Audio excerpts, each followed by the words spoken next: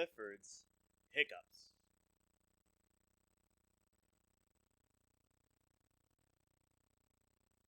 Hiccup, hiccup. Emily Elizabeth sat up in bed. What's that sound? She wondered.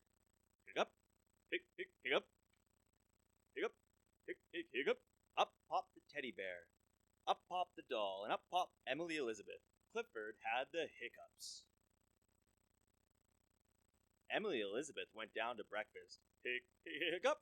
Up popped the plates and the cups. Up popped the orange juice, right onto Mr. Howard's head. Maybe the vet can help Clifford, said Mrs. Howard. Dr. Din checked Clifford's breathing. Hiccup!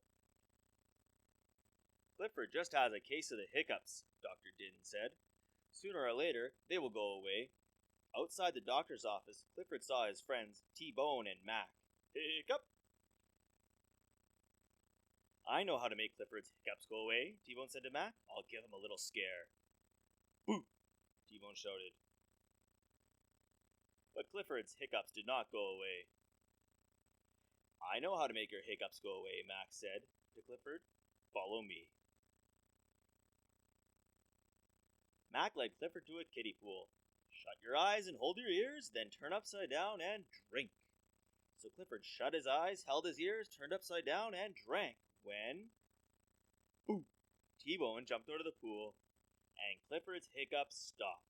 I did it, said T-Bone. I did it, said Mac. Hiccup! T-Bone and Mac were very disappointed. We really wanted to help, said T-Bone. You did help, said Clifford. You didn't make my hiccups go away, but I feel good because you tried so hard. Just then, Emily Elizabeth came by. How are your hiccups? She asked. Everyone listened. Then they listened some more. Clifford's hiccups were finally gone.